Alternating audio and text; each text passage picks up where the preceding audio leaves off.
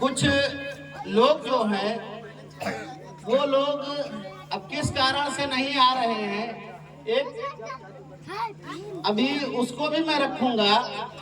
और दूसरी बात ये है कि आज बाबा साहब की 133वीं जन्म जयंती समारोह आपके ग्राम चित्रैया में हम लोग भव्य के रूप में मना रहे हैं। और सबसे पहले महामानव गौतम बुद्ध जो पूरी दुनिया को मानवता का संदेश दिया, पूरी दुनिया को ये बताया, और जो गुलामी में जकड़े हुए लोग थे उनको आजाद कराने का काम किया। आज एशिया में सबसे बड़े पैमाने पर अगर किसी की पूजा होती है, किसी को माना जाता है, तो या तो फिर गौतम बुद्ध है, दूसरा है इस्लाम धर्म, तीसरा उसके बाद धर्म आते हैं और जैन है। कई धर्म है हमारे यहाँ भारत में, लगभग 9 सबसे बड़े धर्म हैं, 6 सबसे बड़े धर्म हैं। तो साथियों, आज ये जो कार्यक्रम लगाया गया है, ये कार्यक्रम लगाने का कोई मकसद होता है, और इस मकसद को लगाने का और इसके पीछे का क्या मकसद है, ये हमारे महापुरुषों का मकसद है। हम अपने मकसद से कार्यक्रम नहीं लगा रहे हैं। हमारा कार्यक्रम किस मकसद से लगाया जाता है? अपने समाज को जागृत करने के लिए। तो ये समाज को जागृत करने के लिए कार्यक्रम लगाया जाता है, और उस कार्यक्रम में हम समाज को जागृत कैसे करें, ये हम लोगों का मकसद है। ये कार्यक्रम लगाने का मकसद जो हम लोगों का है, ये हमारे महापुरुषों का कार्यक्रम है, और हम उस कार्यक्रम के जरिए से जो लोगों को जागृत कर रहे हैं, ये हमारा मेन मकसद है। साथियों,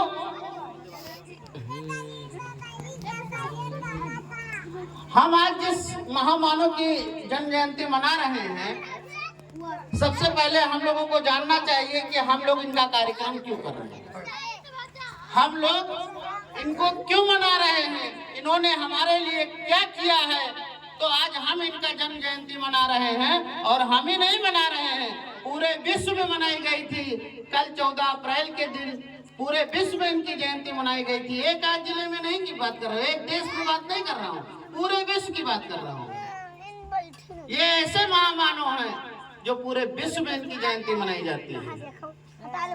साथियों, ये जो कार्यक्रम है, अब इसको जानना ये जरूरी है कि हम बाबा साहब की अगर जन्म जयंती मना रहे हैं, तो इसके पीछे का मकसद क्या है, इन्होंने हमको क्या दिया।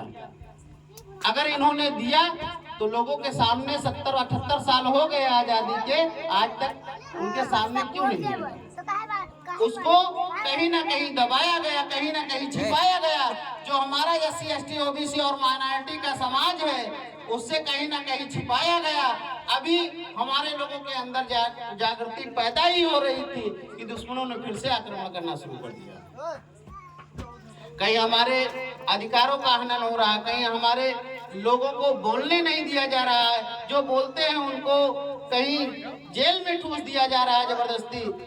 तो साथियों, बाबा साहब ने जो हमारे लोगों के लिए, हमारी महिलाओं के लिए जो कार्य किया, उसको आज हम कुछ अपनी बातों में रख रहे हैं। इन्होंने हमारी आजादी के लिए, हमारे लोगों की आजादी के लिए, SC ST OBC की आजादी के लिए इन्होंने अपनी पूरी जिंदगी कुर्बान कर दिया, और आज तक इनकी कुर्बानी को हमारे सामने नहीं आने दिया गया। इसलिए नहीं आने दिया गया कि ये जो 85% मूल निवासी हैं, अगर ये जागृत हो गए तो ये अपना हक अधिकार मांगेंगे, और जब अपना हक अधिकार मांगेंगे तो फिर हम लोग जो 3.5% वाले हैं, वो 15% वाले हैं, वो कहाँ जाएंगे? हमारे लोगों को अपनी हक अधिकार की जानकारी नहीं हुई, और जब हक अधिकार की जागृति आई नहीं, जानकारी हुई नहीं, तो हम लोग लड़ेंगे किससे? हम लोग अपने हक अधिकारों की लड़ाई किससे लड़ेंगे? तो बाबा साहब ने हमको सबसे पहले जो अधिकार दिया, वो हमारे समाज का जो अधिकार है वो वन वोट वन वैल्यूएशन का अधिकार है। अगर एक राष्ट्रपति अगर अपना एक वोट डालता है तो वही वोट हमारा एक गरीब से गरीब आदमी वही वोट डालेगा। एक वोट की कीमत अगर राष्ट्रपति की है तो एक वोट की कीमत हमारी भी, हमारे गरीब समाज की है, किसी भी समाज का। यही जो ब्राह्मण लोग थे, यही कल जब संविधान का निर्माण हो रहा था, यही लोग कह रहे थे कि कुर्मी तेली तमोली क्या संसद में जाके हल चलाएंगे? कुर्मी जाके क्या हल चलाएगा? तेली क्या वहां जाके संसद में तेल निकालेगा? दर्जी क्या वहां जाके कपड़ा काटेगा? तो ये जो लोग हैं, ये लोग हम लोगों को आज तक ये नहीं जानने दिया कि आप लोग अपने हक अधिकार को जानो। अगर हक अधिकार जान जाएंगे तो हम लोग उनसे लड़ाई करना सीख जाएंगे, अपने अधिकार को छीनना जान जाएंगे। इसीलिए ये आज तक जो भी काम किया हम लोगों से छिपा के किया और प्रेजेंट टाइम में यही सरकार चला रही है, यही सरकार आज भी कर रही है। कल भी होता था, आज भी हो रहा। हमारे लोगों को क्या किया? हमारे लोगों को 5 किलो के राशन में फंसा के रखा है। 5 किलो राशन के चक्कर में हमारे लोग, अब अभी आप लोगों के बीच में मैं एक उदाहरण रखना चाह रहा हूँ कि आप लोग बाजार से चूहादानी क्यों खरीद के लाते हैं? भाई रोज तो चूहे को नहीं खिलाते मुफ्त में। रोज आप चूहे को चूहेदानी में मुफ्त में नहीं खिलाते, लेकिन जब चूहे को पकड़ना होता है तब चूहेदानी को आप खरीद के लाते हो और उसमें रोटी या कुछ भी लगाते हो, मुफ्त में खाना देते हो ताकि वो आए और उसी में फंस जाए। हमारा समाज क्या करता है? हमारा समाज नमक तेल चना और 5 किलो चावल पे बिका। हमारे समाज को ये नहीं मालूम है कि हम अपना जो मताधिकार बाबा साहब ने अपनी पूरी जिंदगी कुर्बान करके हमको दिया, उसका हमको प्रयोग कहाँ करना है। बाबा साहब ने हमको वोट का अधिकार इसलिए नहीं दिया था कि आप बेचो, वो इसलिए दिए थे कि आप हुक्मरान बनो, इस देश पे राज करो। लेकिन हमारे लोग क्या करते हैं? भिखारी बनते हैं, हमेशा भीखी मांगने का काम करते हैं। वो 5 ही किलो में खुश है। कुछ लोग तो यहाँ पे बैठे हैं, गुस्सा भी हो जाएंगे कि सरकार दे रही तो हम ले रहे। अरे सरकार दे रही तो लो, कौन सी सरकार नहीं दे रही थी? सारी सरकार तो दे रही है। लेकिन आपको जो वोट का अधिकार दिया गया, वोट को आप अपने अधिकार को जानो। हमको अपना वोट कहाँ देना है, इस चीज को जानो। हमारा वोट अगर सही जगह पे पड़ा तो हम राजा बन जाएंगे, हुक्मरान बन जाएंगे। अगर सही जगह से नहीं पड़ा तो हम गुलाम बन जाएंगे, जैसे आज के डेट में हमारी गुलामी निरंतर चल रही है 10 साल से। साथियों, दूसरी बात बाबा साहब ने दिया था, उनका एक मूल मंत्र था कि आप शिक्षित बनो, संगठित रहो, संघर्ष करो। सबसे मेन बात जो है वो है शिक्षा।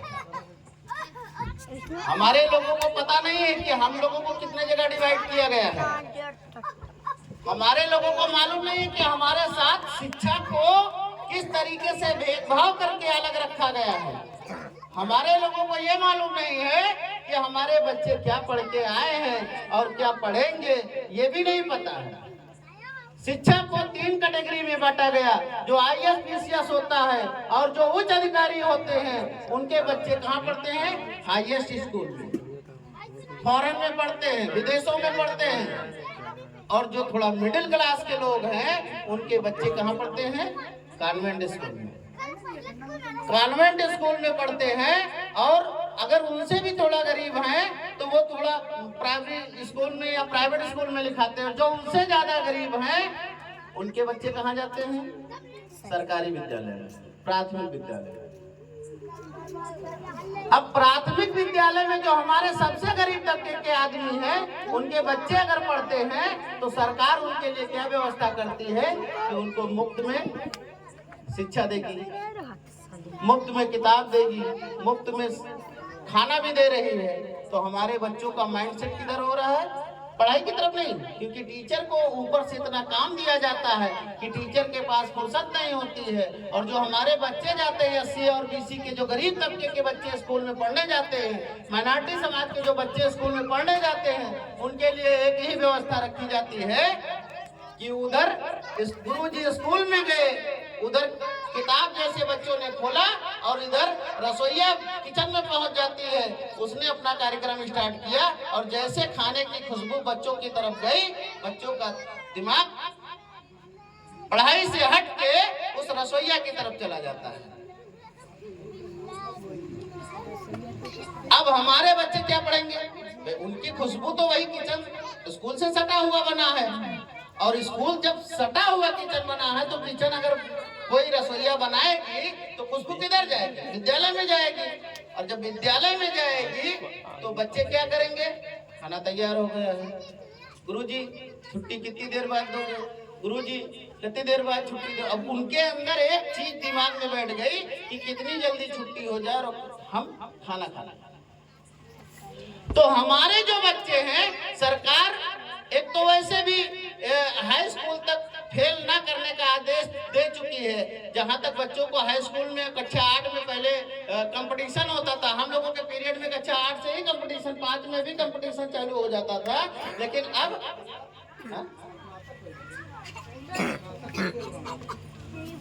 अभी सरकार क्या कर रही है, हमारे बच्चों को हाई स्कूल तक कम से कम तो बिल्कुल नहीं फेल कर सकते।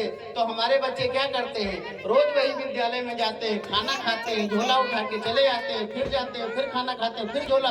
ऐसे उनका कार्यक्रम का सिलसिला 10 साल लगातार चलता रहा। जब हाई स्कूल में पहुंच गए, फेल नहीं हुए, 11वीं में पहुंच गए, फेल नहीं हुए, जब बारी आई कंपटीशन की, तब इंटर में जब पहुंचे, तो जब इंटर में पहुंचे तब उनको पता लगा कि उनके पास इतनी भी अकल नहीं बची कि अगर उनके सामने कोई नकल भी रख दिया जाता है तो नकल देख के भी नहीं लिख सकते, इतनी भी अकल नहीं बची।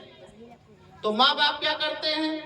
एक बार तो छोड़ दिया, चलो बच्चा किसी तरीके से पास हो जाएगा। नेक्स्ट बार गए, नेक्स्ट बार भी फेल हो गया। यही सिलसिला 1, 2 बार, 3 बार चलता रहा। और जब वो लगातार बच्चा फेल होता गया तो फिर वही बच्चे को माँ बाप कहते हैं कि ये किसी लायक नहीं है। और जो लायकदार नहीं होता वो क्या होता है? नालायक। माँ बाप कहते हैं ये लड़का हमारा नालायक हो गया, इसलिए नहीं पढ़ पा रहा है। अब इसको क्या करेंगे? हम मजदूरी करने भेजेंगे। मजदूर पढ़ा लिखा तो है नहीं, जो कहीं कंपनी में सिलेक्ट हो जाए तो वो मजदूरी करने जाता है। और मजदूरी कितने की? 300 रुपए से ज्यादा तो कोई मजदूरी है नहीं, किसी भी क्षेत्र में चले जाओ। तो सरकार की जो पॉलिसी चल रही है, ये पॉलिसी भारत में लगभग हमको लगता है कि करोड़ों बच्चे ऐसे हैं जो हर साल पढ़ लिख कर अनपढ़ बन के निकलते हैं, और वो क्या करते हैं? मजदूरी।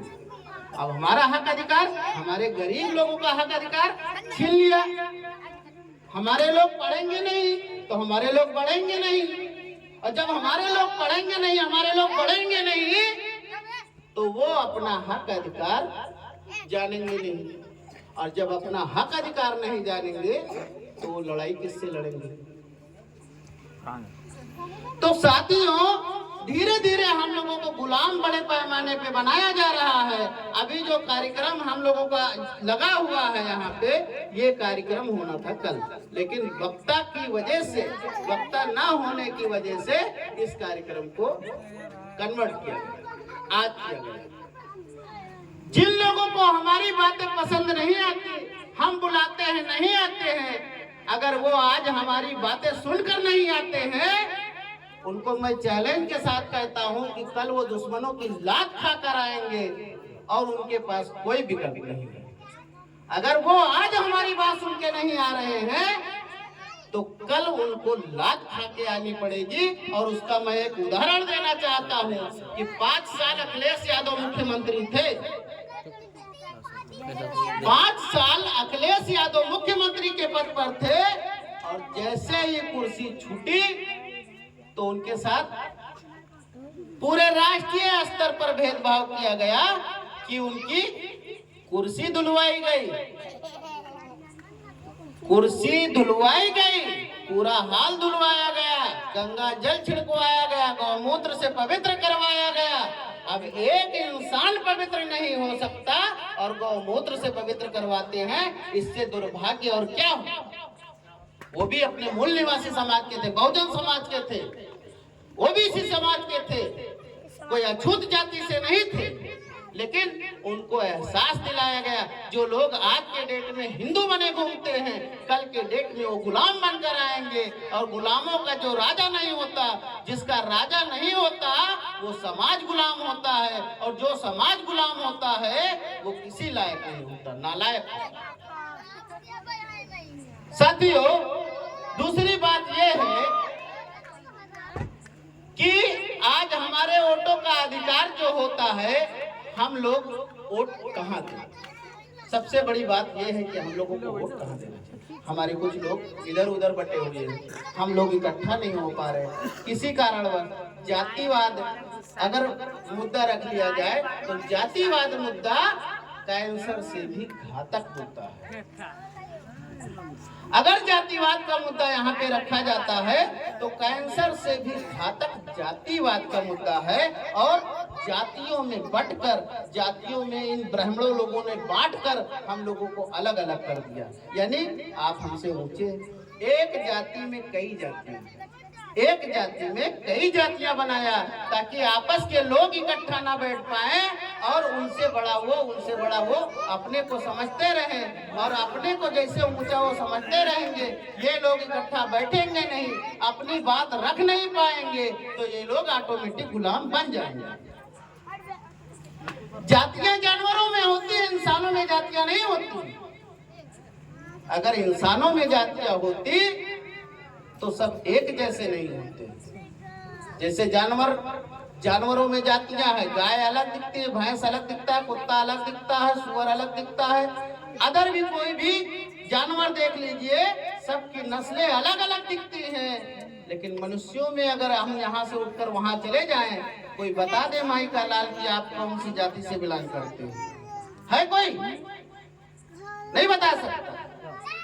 धर्म में बटे हुए हैं, धर्म में बंटने से हम लोगों का नुकसान हो रहा है, क्योंकि हम लोग इकट्ठा नहीं हो पा रहे। और जब तक हम इकट्ठा नहीं होंगे तब तक हम गुलाम रहेंगे।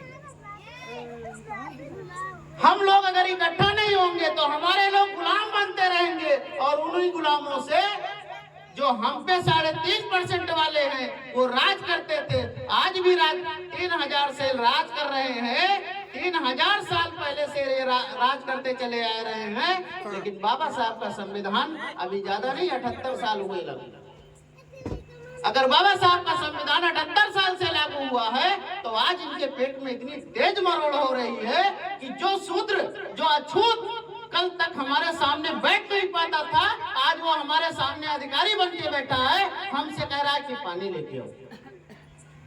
हमारे सामने वो बैठ के पैर पे पैर हिला रहा है, जहां तक कि कल उसकी औकात नहीं थी, आज हमसे कह रहा है कि हमारे सामने चपरासी फाइल लेके आ। वो यहाँ पे सांप जैसा उनके लूट रहा। हमारे लोगों को क्या है, सरकार बहुत है, 5 किलो गल्ला देते 2000 रुपया देते, नमक तेल चना मुफ्त में दे रही है। खेत, वो तो खेत की बात अलग ही है, भाई जानवर हैं, वो तो उनको भूख मिटाना है तो किसी ना किसी के खेत में तो जाएंगे। लेकिन हमारे लोगों की भूख नहीं मिट रही है, क्योंकि वो आज तक अपना हक अधिकार नहीं जान पाए। जब अपना हक अधिकार नहीं जान पाए तो हमारे लोग क्या करते हैं, हमारे लोग मुफ्त में ढूंढते हैं। हमारे लोगों को मुफ्त में बहुत पसंद है। मेन उनका हक अधिकार कहाँ से मिलेगा ये नहीं पसंद है, मुफ्त में कहाँ से मिलेगा ये पसंद है। हम लोगों का शिक्षा का अधिकार खत्म कर रहा है, नौकरी का अधिकार खत्म कर रहा है, व्यवसाय का अधिकार। तो ये जो अधिकार है, बैठो, ये अधिकार धीरे धीरे खत्म किया जा रहा है। और हमारे लोगों को आज तक ये पता नहीं हो पा रहा है कि हम किस गर्क में जा रहे हैं। हमारे लोगों को अगर धर्म में फंसा दिया जाए तो हमारे ही लोग हमारे ऊपर आक्रमण कर देंगे। अभी धर्म पे बोले तो हमारे ही लोग यहाँ से आक्रमण कर देंगे। धर्म ब्राह्मणों की भूमि है और हक अधिकार हमारी भूमि है। धर्म ब्राह्मणों की भूमि है, यानी अगर हम आपको धर्म में फंसाएंगे तो आप उसी धर्म में फंस के मंदिर में जाएंगे, और मंदिर में जब जाएंगे तो वहाँ पुजारी कौन बैठा होगा ये क्लियर होता है। तो पुजारी कौन रहता है? एक ही वर्ग का पुजारी होता है, वो है ब्राह्मण। किसी भी दुनिया के किसी भी मंदिर में चले जाओ, जो ब्राह्मण पुजारी होता है वो आपसे दान लेता है और उसी दान से वो मजबूत होता है, अपने बच्चों को पढ़ाता लिखाता है और अपने बच्चों को IAS-PCS चुनकर भेजता है। वही IAS-PCS आज हमारे ऊपर शोषण कर रहे हैं। अगर हम अपनी बात रखते हैं तो वो हमारे ऊपर जबरदस्ती कानून लगाते हैं, जबरदस्ती हमको जेल में ठूसते हैं और हमारे लोगों का हक अधिकार वो वहीं से छीन रहे हैं। क्यों? क्योंकि हमारे लोगों को इतना भी दिमाग नहीं छोड़ा कि आप अपने दोस्त और दुश्मन की पहचान कर सको। साथियों, हमारा दोस्त और दुश्मन का पहचान होना सबसे मेन चीज है। हमारा दोस्त कौन है, हमारा दुश्मन कौन है, ये हमको सबसे पहले पहचान करनी होगी, तभी हम आगे बढ़ सकते हैं। हमारा जो मुस्लिम समाज है, माइनॉरिटी समाज है, उसको लगातार टारगेट किया जाता है। वो कह रहे हैं कि यही हमारे दुश्मन है, हम हिंदू हैं, वो मुसलमान है। मुस्लिम हमारा भाई है, मुस्लिम हमारा DNA का भाई है और मुस्लिम हमारा भाई है, वो यही का है, हमारे ही समाज से कन्वर्ट हुआ है। कभी हमारे ऊपर जैसे आज अत्याचार हो रहे हैं, कभी उनके बाप दादाओं पे अत्याचार होते थे तो उनको जहां सरलता होती। आज के डेट में अगर मान लीजिए उदाहरण दे दे तो आज मान लीजिए कि हमारी आपकी नहीं पड़ रही है तो जिससे हमारी बनती है उसी के पास तो जाके बैठेंगे। तो कल तक जो था उनके बाप दादा भी इसी तरीके से वो अपना धर्म कन्वर्ट कर लिया, उनको समानता मिलती थी, वो अपना वहां चले गए। आज वही लोग हमारे मुस्लिम भाई हैं, लेकिन हमारे लोगों को ब्राह्मणों ने क्या किया? हिंदू बनाम मुस्लिम में बांटा। हमारे लोग अभी देखते हैं, अगर कोई दाढ़ी रखा है, अगर मुस्लिम टोपी लगा रखा है तो वो देखते ही दिमाग में उनके चलने लगता है ये हमारा सबसे बड़ा दुश्मन है। अगर कोई मुस्लिम का लड़का है या उसके ऐसे कुछ लोग हैं, अगर वो हम लोगों को देखते हैं तो वो यही टारगेट करते हैं कि ये हमारा दुश्मन है। अभी हम लोग देख के टारगेट करते हैं, कपड़े से टारगेट करते हैं, ये हाल हो गया है। हम लोग इकट्ठा बैठने वाले लोग हैं, हमारे बाप दादा इकट्ठा के लोग हैं, लेकिन हम लोगों को ये मालूम नहीं है हमारे लोगों को टारगेट किया जाए। और हमारे लोगों को इतनी समझ नहीं है कि हमारा दोस्त कौन, हमारा दुश्मन। हमारा दुश्मन सिर्फ एक ही है और वो है ब्राह्मण, दूसरा दुश्मन नहीं है। हमारा दुश्मन सिर्फ एक ही है, हमारा दुश्मन सिर्फ एक ही है और वो है ब्राह्मण। आज तक पूरे भारत में अगर किसी को सबसे ज्यादा बांटा तो हमारे SC ST OBC समाज को सबसे ज्यादा बांटा और वो ब्राह्मणों ने बांटा। आज हमको जो टारगेट करते हैं वो ब्राह्मणों ने टारगेट करते हैं। आतंकवाद के नाम पे कहीं मुस्लिम भाइयों को अंदर ठूस दिया जाता है, कहीं किसी भी दंगे में किसी भी चीज में ठूस दिया जाता है जबरदस्ती, लेकिन ऐसा है नहीं। वो हम लोगों को इकट्ठा न करने पाए, इसलिए वो, क्योंकि भारत में जितने भी आज आतंकवादी हमले हुए हैं उसमें कहीं ना कहीं अगर रोल आता है तो सब में वही RSS के ब्राह्मण हैं, वही RSS के लोग। और किसको टारगेट करते हैं? मुस्लिम को।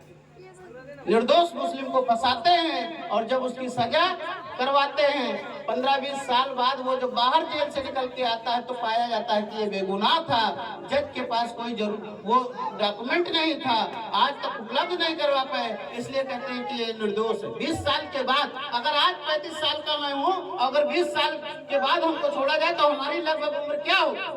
50-55 के बाद हमारी कोई काम करने की क्षमता रहेगी?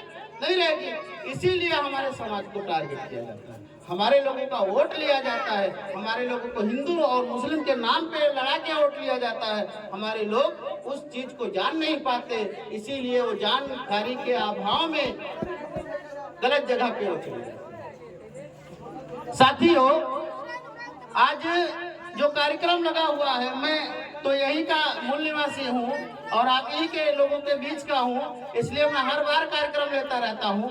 मीरपुरवा से हमारे साथी चल के आए हैं, मैं उनको बुलाया हूँ क्योंकि कल वो कुछ लोग मिल नहीं रहे थे, कार्यक्रम ज़्यादा हुआ तो ये लोग भी खाली नहीं थे, तो आज इनको मैंने स्पेशली बुलाया है। मैं अपना ज़्यादा समय नहीं ले रहा हूँ और मैं अपना समय इन्हीं लोगों को आज दे रहा हूँ। आप लोग इनको सुनिए और ध्यान से सुनिए कि हमारे लोगों के बीच में ये लोग आए हैं तो इनके अंदर भी जुनून है समाज को जगाने का, वरना इतनी रात में कोई मीरपुरवा से नहीं आता फ्री में काम करने के लिए।